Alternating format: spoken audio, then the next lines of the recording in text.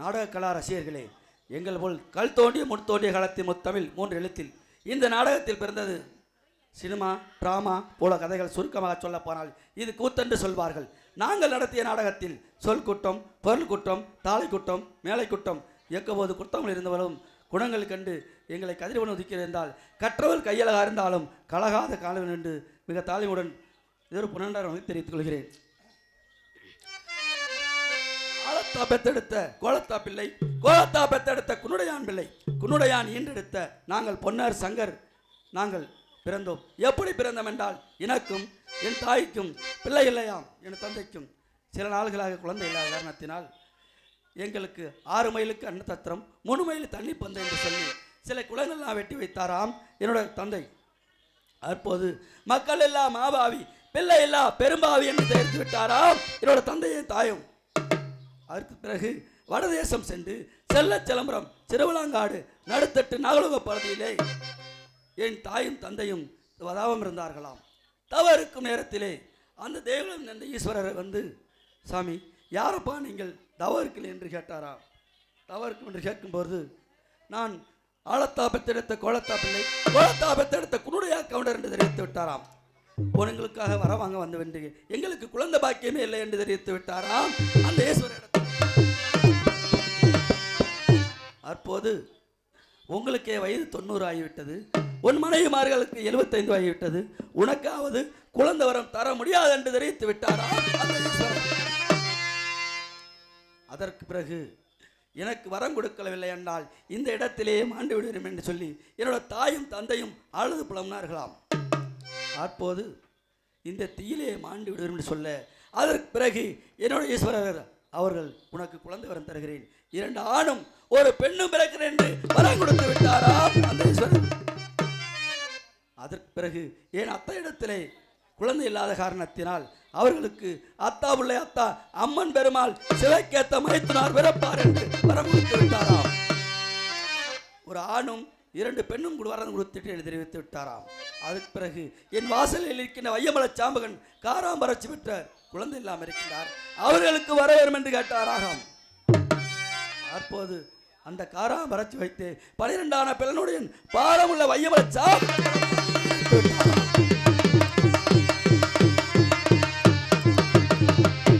அதற்கு பிறகு என் மூலி நாய்க்குட்டிக்கு குழந்தையிலே சாமி அப்படி என்று தெரிவித்து விட்டாராம்.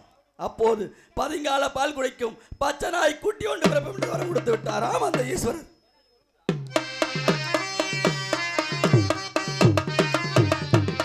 அந்த வரங்கள்லாம் பெற்று திருக்காமலியூர் சென்று சில நாள் கழித்து நான் பிறந்தேன். எனது தம்பி பிறந்தான், என் அருக்காணி பிறந்தது. அத்தை வீட்டிலே அத்தா பிள்ளை பிறந்தார், 2 பெண் குழந்தை பிறந்தது. காராம்பரட்சி வைத்தியத்தில் வையமலை சாம்பகன் பிறந்தான். பச்சனாய் வயிற்றில் மூளை குட்டி பிறந்தது. நாங்கள் அனைவரும் பிறந்து சில நாள் வாழ்ந்து கொண்டிருக்கும் நேரத்திலே அதற்கு பிறகு ஆண்டி செட்டியார் இடத்தில் பண்ணையத்தில் மாடு மேய்த்தோம். எப்படி மேய்த்தோம் என்றால், 20 போட கண்ணு செட்டியாருக்கு, பகலரை போடுற கண்ணு எங்களுக்கு என்று நாங்கள் மேய்த்து வந்தோம். அப்போது 1000 கண்கள் மேய்ந்தது. அதையெல்லாம் ஓட்டி வந்து கூலிக்காக நெல்லறுத்து இந்த நெல்லைவள நாட்டு கோட்டையை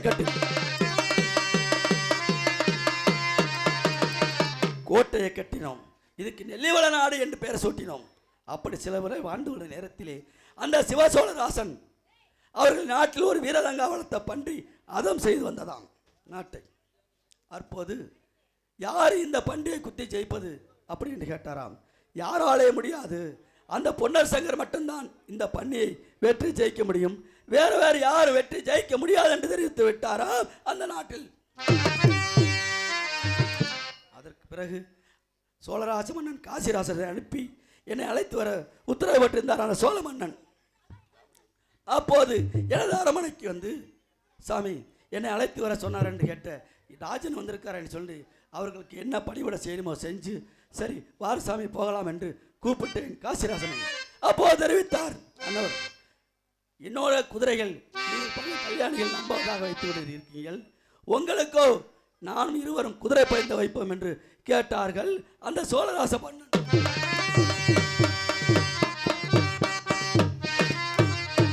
அப்போது நீங்களோ ராஜா, நானோ ஒரு சாதாரண, அதனால் உங்களிடத்திலே நாங்கள் வைக்க முடியாது சாமி அப்படி என்று தெரிவித்தேன்.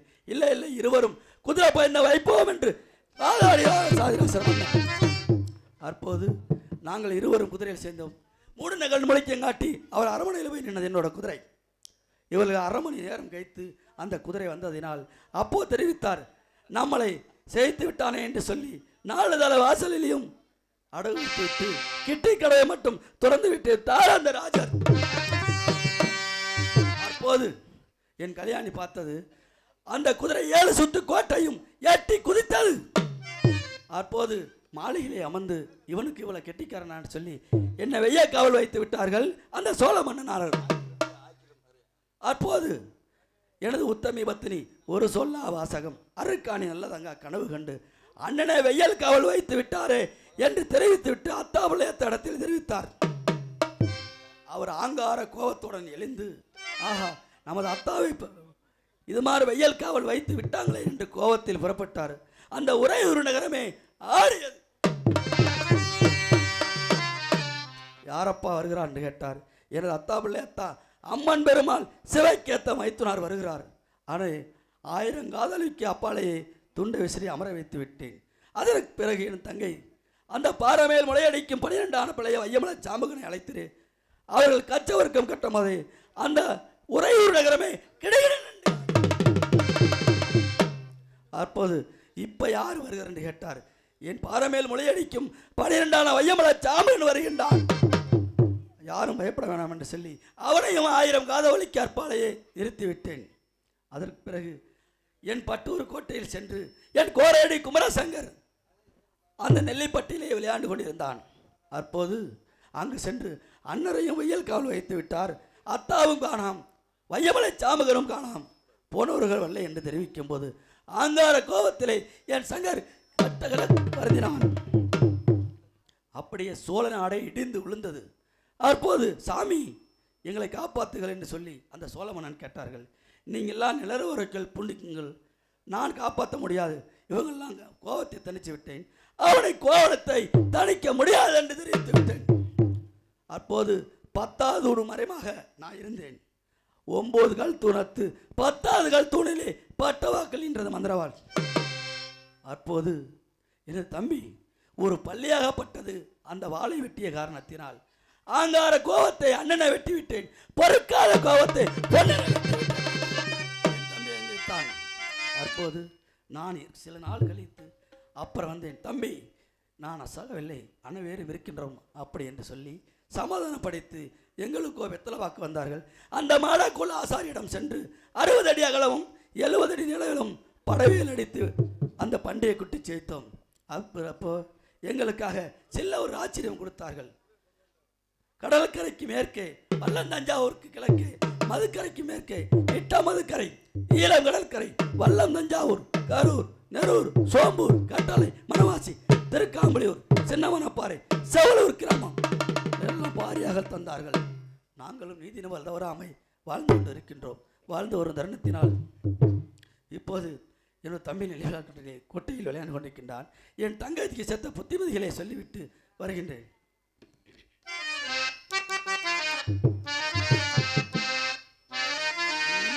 தங்கையார்க்கு புத்தி சொல்ல தானாடந்தார் பொன்னாடவர், தங்கையார்க்கு புத்தி சொல்ல தானோடாந்தே பொன்னருமே, தங்கையார்க்கு புத்தி சொல்ல தானாடந்தார் பொன்னாடவர், தங்கையார்க்கு புத்தி சொல்ல தானோடாந்தே பொன்னருமே.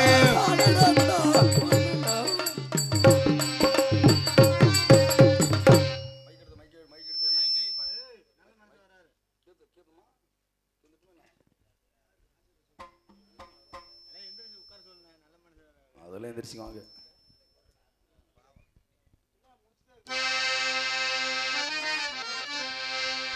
ஹலோ ஹலோ ஹலோ ஹலோ வணக்கம் வணக்கம். ஒரு கேஸ் இருக்குது இருக்குது இருக்குது படத்தில். வணக்கம். வள்ளிக்கொரு நாரதர், அரிச்சந்திராவுக்கு ஒரு விஸ்வாமித்திரர், மகாபாரதற்கு சகுனி, ராமாயணத்திற்கு கோடிக்கிழமை. இந்த வரிசையில் இந்த வீர போர் புரிந்த பொன்னர் சங்கர் என்று சொல்லப்பட்ட பொன் காவியம் உருவாவதற்கு காரணமாக இருந்த இந்த செம்பகுல ஆசாரியாகிய எம்முடைய கதாபாத்திரம் உங்கள் முன்னால் சமர்ப்பணம். நன்றி, வணக்கம், வணக்கம், வணக்கம்.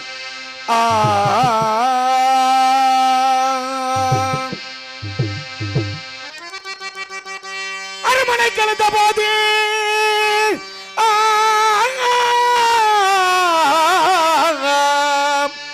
அரமனை கலந்த போது அஷ்டமே நாடி விட்டு புறமதி சோழராஜல் பொண்ணு தனலப்பம் என்று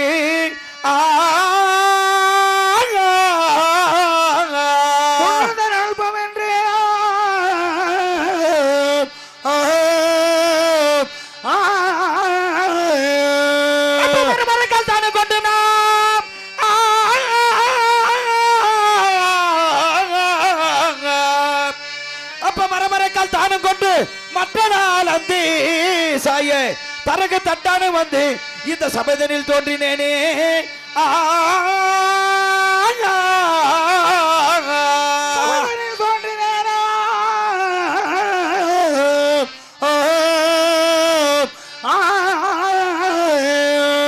அப்படி தட்டான வந்தேனே, செம்பகுல ஆசாரி வந்தேனே, தட்டான வந்தேனே, செம்பகுல ஆசாரி வந்தேனே, தட்டான வந்தேனே, செம்பகுல ஆசாரி வந்தேனே,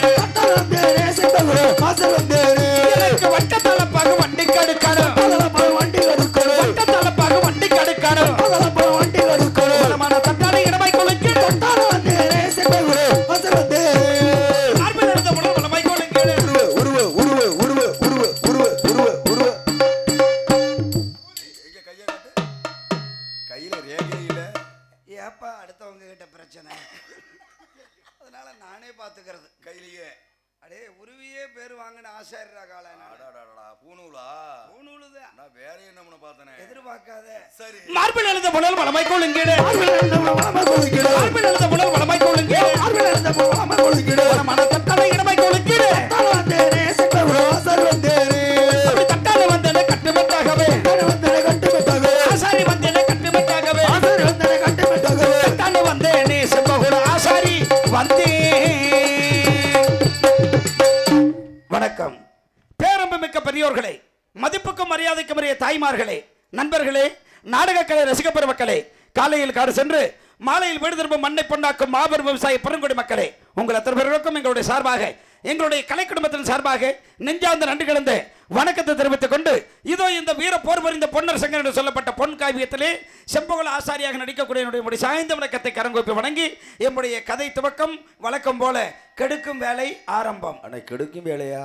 ஆமா, கெடுக்கிறதுனா இந்த பித்தலாட்டம் பண்றதானே? அதேதான். என்னென்ன சொல்ற? இங்கேயுமா தெரியாத ஆளு மாதிரியே கேப்ப நீ. ஆட நீ யாப்பா? அப்படி இல்ல தம்பி, இங்க எல்லாம் 2 ஆளு இருக்கிறாங்க பித்தலாட்டம் பண்றதுக்கு. நான் 3வது ஆளா வச்சுக்குவேன். ஓஹோ, அப்படியா?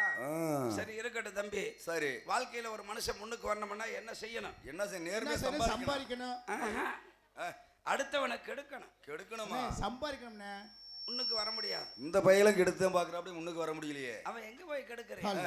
செய்யறத சரியா செய்யணும். கண்டிப்பா. பாதியில விட்டா மீதி வந்து அவனை தாக்கிரும். ஆமா. அதனாலதான் அவன் இப்படி இருக்கிறியா. நீங்க நம்ம வர எப்படி ஜம்முன்னு இருக்கிற மாதிரி. ஆமா எல்லாம் போட்டுக்கிறீங்க. பூரா திருட்டு பொருள் தான். திருட்டு பொருளா?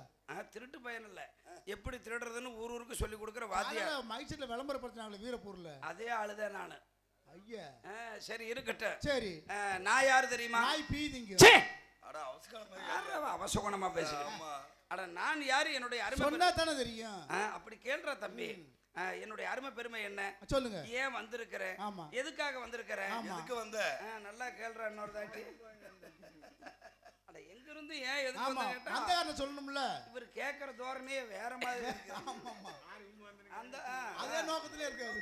அதே நோக்கத்திலே இருக்காது. சரி சரி இருக்கட்டும். சரி. நானும் மேனாட்டை சேர்ந்தவன். செக்கனம் திருக்கூர்ணம் என்பது என்னுடைய ஊர். அந்த ஊரிலே மாணிக்க தட்டாத்தை மறிக்குழந்து மார்வேந்தர் பெற்றெடுத்த செல்வ சீமந்தன் செம்புகோல ஆசார் என்பது என்னுடைய பெயர் நாமம். என்ன இவ்வளவு நீளமா? அவ்வளவு நீளம் கிடையாது. அவ்வளவு ஒரு அருமை பெருமைக்குரியவன். சரி. ஆசாரின்னு பேரை சொன்னாலே அழுது உள்ள கூட அதுல கை வைக்க. எதுல கை வைக்க? தாவாங்கொட்டையில. அப்படி சொல்லு. அப்படி 8 கண்ணு விட்டறிய. இருக்கிற கண்ணு கூட பொட்டையா போயிரு. இருக்கிற கண்ணு பூரா எந்திரிச்சு இவருதான் ஆசாரியா ஆசாரியன்னு பாப்பாங்க. பாப்பாங்க. சரி. வீதியில நான் நடந்து போனா அத்தனை பேரும் என்னை தான் பாப்பாங்க. தூக்கி பிடிச்சிட்டு இருப்பாங்க. அந்த அளவுக்கெல்லாம் நமக்கு சத்து பத்தாத தம்பி. ஏகப்பட்ட ஊருக்காரங்க இருக்காங்க. அதானே கேட்டேன். ஊர்ல இருக்காங்களா? ஊருக்காரங்க இருக்கிறாங்க. அப்படி சொல்லு. எதுல விட்டேன்? ஓ வாயில விட்டேன். அடச்சி. அட தம்பி இருவருதான் ஆசாரியான்னு எட்டி பாப்பாங்க. ஆமா. இப்படி பாரு தம்பி, நான் ஒத்த மகன் கொட்டை குச்சியாட்ட எங்க அப்பா அம்மாவுக்கு பிறக்கிறேன். கொட்டை குச்சியா? என்ன செனப்பண்ணி மாதிரி நிக்கிற கொட்டை குச்சிங்கிற? அட நான் பிறக்கிறப்ப அப்படி பிறந்தேன். சரி. அன்னாடு ஒரு குடும்பத்தை கெடுத்ததுனால அப்படியே உடம்பு பூரிப்பில் உப்பிக்கிட்டே போகுது. ஒரு சந்தேகம். எத்தனை குடும்பத்தை கெடுத்திருக்க? நானும் முடிஞ்ச அளவுக்கு அங்க மேகரையில இருந்து கீகரை வரைக்கும் எல்லாத்தையும் கெடுத்துட்டு கடைசியா பாவம் இந்த நாள் அப்பா தனிப்பட்ட முறையில அலையிற. தனிப்பட்ட முறையில இல்ல, எப்பவுமே எனக்கு நான் தான் ராஜா. சரி. இப்படி பாரு தம்பி, நான் பிறக்க எங்க அப்பன் சாக முகர்ல முடிச்சே வழங்குமா? அப்படி ஒரு யோகம்டா தம்பி. யோகம். இருப்பானா அவரு? எப்படி இருப்பாரு? எங்க அப்பன் நல்லா செத்தேன். நீ சாகலையே. என்ன மசுருக்குடா? அவர் செத்து போட நல்ல மனுஷன். அப்பன் செத்ததுக்கு அப்புறம் சோத்துக்கு வழி இல்ல. சோத்துக்கு என்ன பண்ண? ஆரம்பத்துல இருந்து 10 மணில இருந்து நீங்க என்ன பண்றீங்களோ அதே வேலைதான். அட அந்த கஷ்ட வேலை, தொழில் வேலை. சரி. அப்புறம் சாப்பாட்டுக்கு வழி இல்லாம வயித்தை வளர்க்கணுமே. அப்பன் செஞ்ச வியாபாரத்தை நானும் செய்ய ஆரம்பிக்கிறேன். சரி. என்ன வியாபாரம்? என்ன வியாபாரம்? கருக்கரவா வியாபாரம். சரி. கம்பரகத்தி வியாபாரம். சரி. பீட்டகத்தி வியாபாரம். பீட்டகத்தினா? அட தாய்மாருக்கு வீட்டுல இந்த தக்காளி வெண்டைக்காய் வாழைக்காய் எல்லாம் அறுப்பாங்கல்ல, அது அருவாமனை. என்னமோ எங்க ஊர் ஆசாரி தெருவில் அது அப்படிங்கிறாங்க. சரி. இந்த வியாபாரம் யார் செய்யறாரு? எங்க அப்பா செய்யறாரு. சரி. இதே வியாபாரத்தை என்னுடைய தாய் மாமா இருக்காரு பாரு. பெருமாளா? அந்த ஆள சொல்லாதடா. எங்க மாமா வந்து மாடக்கொள்ள ஆசாரி. ஆமா ஆமா, மாம்பார மாடக்கொள்ள ஆசாரி. அவரு செய்யறாரு. அவரு செய்யறாரா? வியாபாரம் செய்யறாரு.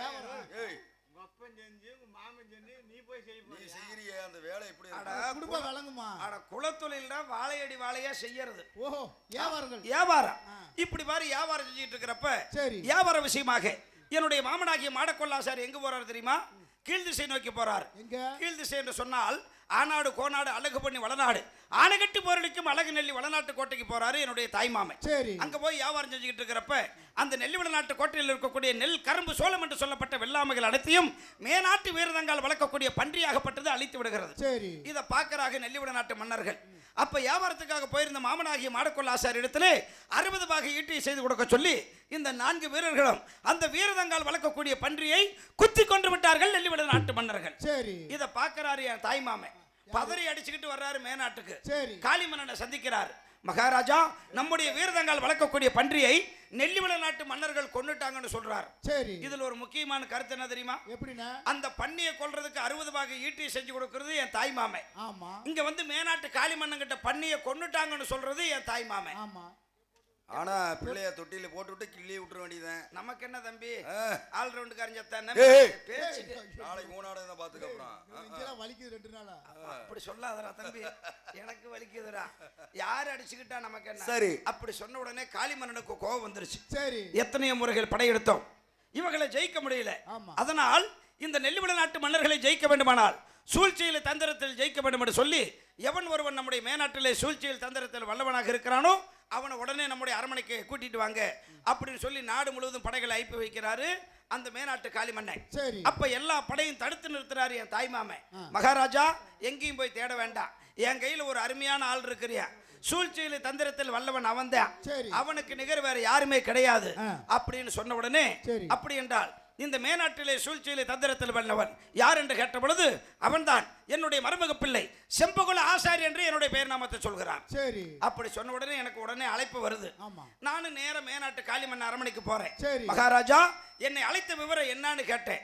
அப்ப காளிமன்னன் சொல்றாரு, அடே செம்பகுல ஆசாரி, இந்த மேனாட்டிலே சூழ்ச்சியிலே தந்திரத்தில் வல்லவன் நீ ஒருவன் தான் என்று கேள்விப்பட்டேன். அதற்காக உன்னிடத்துல ஒரு முக்கியமான பொறுப்பு ஒப்படைக்க போறேன். முக்கியமான பொறுப்பு நபர் அன்னைக்கு ஒப்படைச்சாங்களா அது மாதிரியா? ஒப்படைச்சு மாட்டிட்டு போயிடலாம்னு பாக்குறீங்க.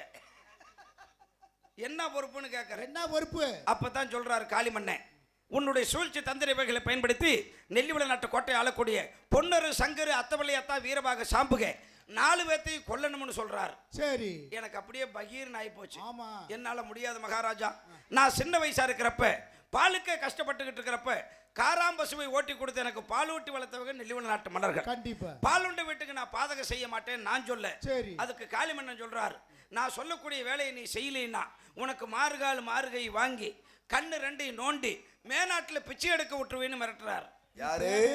காளிமன்னே. சரி. அப்பதான் எனக்கு யோசனை, எப்படியோ இவங்க ஒரே முடிவுல தான் இருக்கிறாங்க. இந்த பாவி பயலுக்கு கையில சாவறதை விட உங்களை சொல்லலப்ப அந்த காளிமன்னனை எனக்கு பாலூட்டி வளர்த்த நெல்லிவள நாட்டு மன்னனுடைய கையினால் சாவது இவ்வளவோ பரவாயில்லை அப்படின்னு சொல்லி யோசனை பண்ணிட்டு அப்படி அந்த 4 பேர்த்தையும் நான் கொன்னுட்டா என்ன தர்றீங்க? என்ன சாமான்? சாமானம் எல்லாம் வேண்டாம், சன்மானம் பரிசு தொகை என்ன அப்படின்னு சொன்ன உடனே ஒவ்வொன்னா அறிவிக்கிறார். எப்படி? 56 நாட்டுல பாதி நாடு எனக்கு பட்டயம். சரி. என்ன தட்டை நாடு, தண்டை நாடு, வெங்கல் நாடு, வெங்கல் நாடு, எங்கல் நாடு, தெங்கல் நாடு, எல்லா நாட்டிலையும் பாதி நாடு எனக்கு. சரி. பாதி பட்டயம். ஆமா. அது மட்டுமல்ல, கட்டிக்கலனு கலப்போர். சரி. குட்டிக்கு ஒரு ஆடு, ஆட்டுக்கு ஒரு குட்டி. பாட்டுப்பா ஏப்பா, குட்டி ஆடு 2 தான் இருக்கும். ஆமா. அப்புறம் என்ன அப்புறம் குட்டிக்கு ஆடுங்கிற?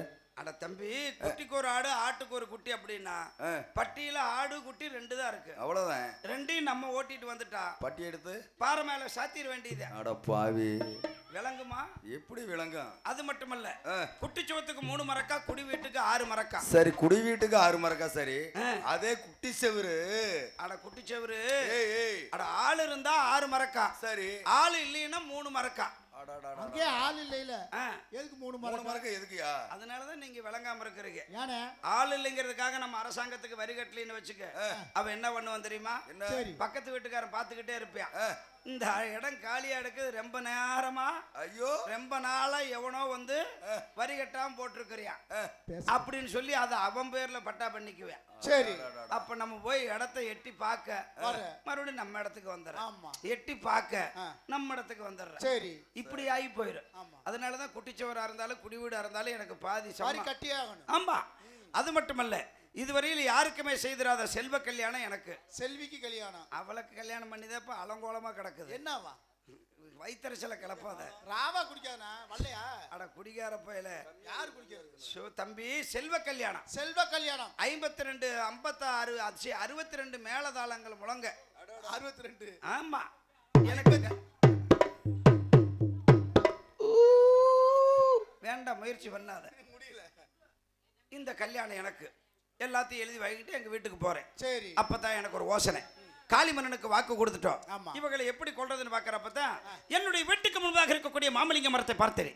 அந்த மரத்தை பார்த்த உடனே பொன்னர் என்று சொல்லப்பட்ட பெரிய ஆலமரத்தை வெட்டி சாய்க்க உணர்வதற்காக என்னுடைய வீட்டுக்கு முன்பாக இருக்கக்கூடிய அந்த மாமலிங்க மரத்தை வெட்டினேன். அடிங்கட வெட்ட போறேன்.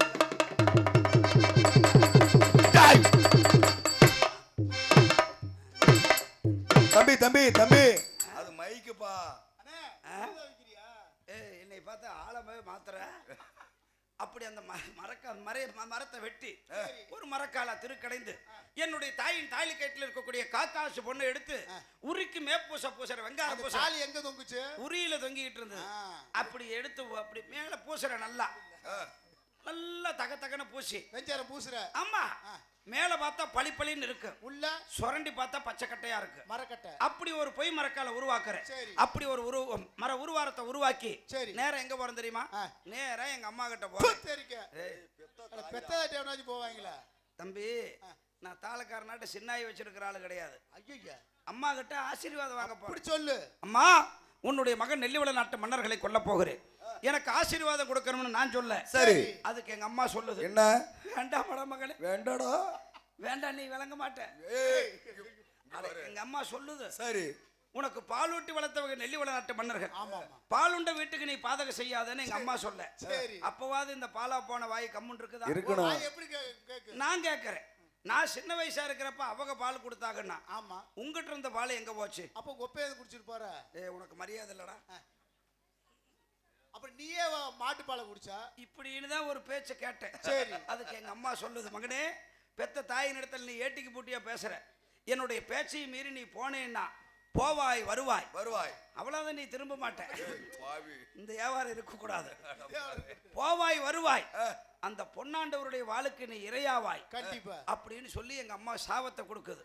அப்பவாது நான் சும்மா இருந்தேனா எப்படி இருப்ப? ஓடி குருட்டு முண்டை. ஏய், எங்க அம்மாவை சொல்றேன், மரியாதையில பெத்த தாயும் சரி, சரி, பட்டி நாயும் சரி. பெத்ததை நாய்ங்களாமனே. தாய் நம்ம முன்னுக்கு வரணும்னா தாயாவது நாயாவது ஏறி மிதிச்சுட்டு போய்கிட்டே இருக்கணும். சரி. அப்படின்னு சொன்ன உடனே எங்க அம்மாவை எட்டி மிதிச்சுட்டு அந்த பொய் மரக்காலை எடுத்துக்கொண்டு புறப்பட்ட நெல்லிவள நாட்டு கோட்டையை நோக்கி தூதுவனாக. எப்படி தெரியுமா? தூது நடந்தேன், திருக்கணத்து ஆசாரி வழி நடந்தேன், தூது நடந்தே, திருக்கணத்து ஆசாரி வழி நடந்தே, தூது நடந்தேன், திருக்கணத்து ஆசாரி வழி நடந்தேன், தூது நடந்தே, திருக்கணத்து ஆசாரி வழி நடந்தே, மாமலிங்க கட்ட வெட்டி மரக்காலும் கக்கம் வைத்து, மாமலிங்க கட்டை வெட்டி மரக்காலம் கக்க வைத்து, மாமலிங்க கட்ட வெட்டி மரக்காலும் கக்கம் வைத்து, மாமலிங்க கட்டை வெட்டி மரக்காலம் கக்க வைத்து, வளநாட்டு பொன்னருக்கு வாகுடானே தூது செல்ல, தூது நடந்தே, திருக்கணத்து ஆசாரி வழி நடந்தே, காப்பனத்து பொன்னெடுத்து மே பூச பூசிக்கொண்டு. ஏய் ஏய் ஏய் ஏய் பாத்துரு மைக்குனே வெங்காரம் பூசுறதப்பா. எங்க கையா காட்டு. இந்தா தம்பி பாருடா, கையில எப்படி இருக்குனோ ரேகையே இல்ல.